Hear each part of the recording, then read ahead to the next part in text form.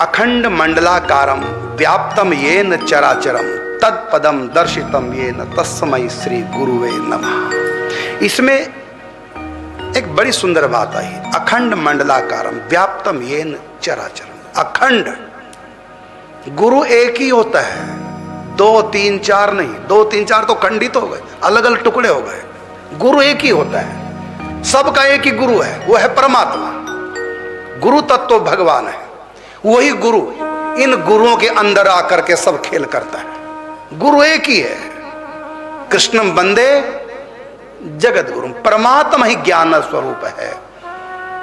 गुरु सबका एक ही होता है। गुरु 2 4 8 10 अलग अलग नहीं हुआ करते, गुरु सबका एक ही है, अखंड।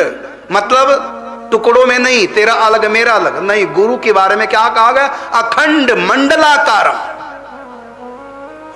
एक ही है गुरु, 2 नहीं होते। और व्याप्तम येन चराचरम, वो गुरु सब जगह है। जो बिना गुरु वाले हैं, दरअसल उनके भी आगे पीछे ऊपर नीचे गुरु ही गुरु है, लेकिन हम समझ नहीं पाते। जो हमको शिक्षा दे वो कौन है? बोलो।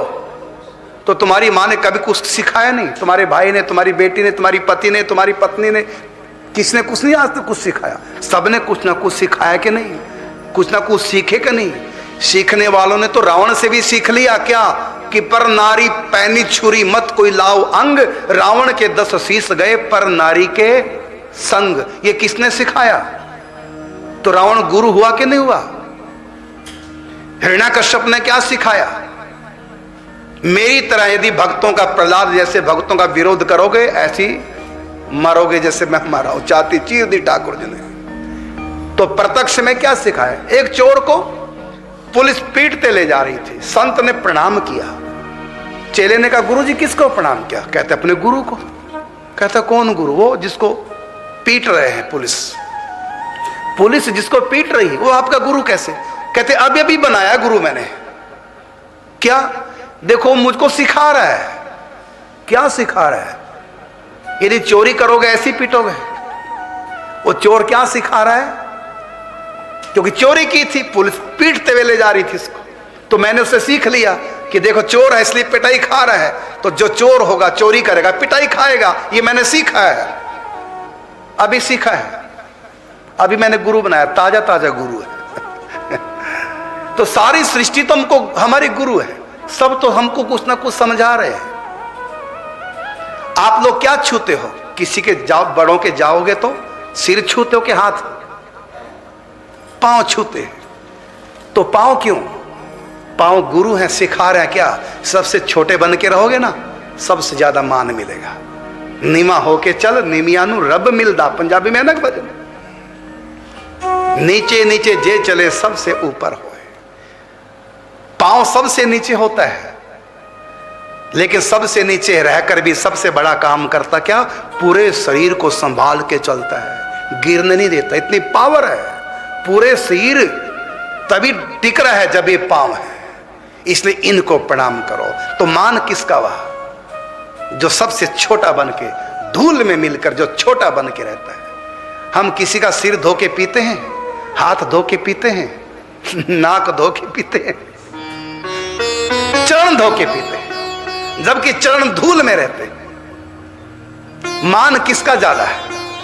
जिसने अपने मान को खत्म कर दिया, छोटा बना दिया। सबसे नीचे धूल में मिलके जो पांव रहता है, सबसे नीचे जो रहता है पांव, जिसने अपने मान को गला दिया है, जो सेवा में रहता है पूरे शरीर की, तो सब उसी को छूते हैं, चरण वंदना करते हैं, चरण स्पर्श करते हैं, और पूरा शरीर कहीं भी जाएगा गति मिलेगी शरीर को इन्हीं चरणों से।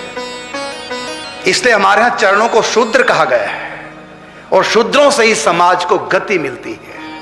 शूद्रों को उनका सम्मान मिलना चाहिए, सबसे अधिक शूद्रों का सम्मान होना चाहिए, क्योंकि ये शूद्र कार्य करते हैं, सेवा करते हैं, और सेवा सबसे बड़ा मनुष्य का धर्म है। यदि कर्मचारीगण जो चतुर्थ उसके होते हैं, ये काम सारे करना छोड़ दें, समाज गिरेगा कि बढ़ेगा? बताइए। चरण हमारी गति है, शूद्र हमारी गति है, इनका मान होना चाहिए। लेकिन हम मान नहीं करते, उल्टा अभिमान करते हम ऊंचे हैं। तो अरे ऊंचा शरीर तभी तक है जब पांव सलामत है। तो इसलिए हमारे यहां शूद्रों को चरणों का, और चरणों का जितना मान होता है ना, उतना मान हाथों का भी नहीं होता। माथे पे साल में 2 बार तिलक होता है, भैया दूज को लगा दिया, और रक्षाबंधन को 2 बार माथे की पूजा होती है, और पांव की पूजा प्रतिदिन होगी।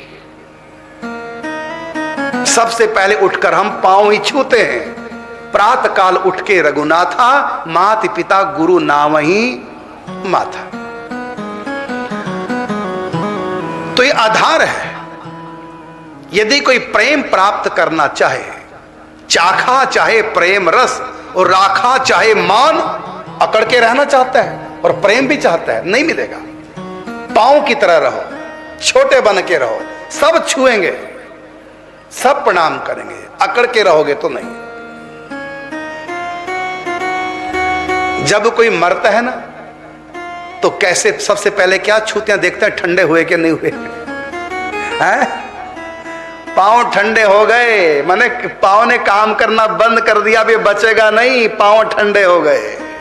हाथ बाद में ठंडे होते हैं, पहले पांव ठंडे होते हैं।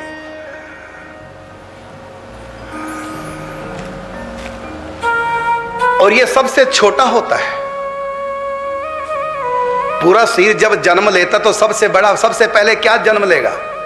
जब गर्भ से बाहर ये जीव आता है, सबसे पहले क्या आता है बाहर?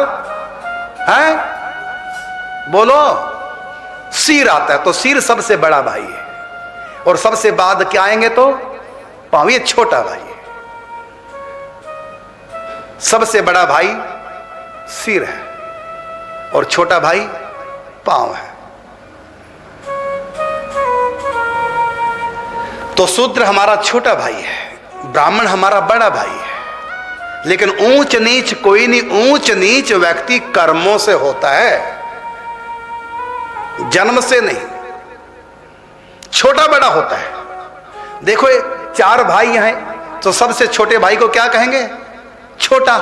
के नीच भाई कहेंगे छोटा। तो छोटे में नीचे में अंतर है कि नहीं?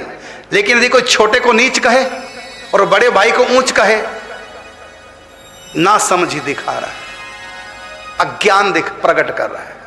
बड़ा भाई ऊंच नहीं होगा और छोटा भाई नीच नहीं होगा। ऊंच नीच व्यक्ति कर्मों से होता है, और बड़ा छोटा व्यक्ति जन्म से होता है। बड़ा छोटा जन्म से,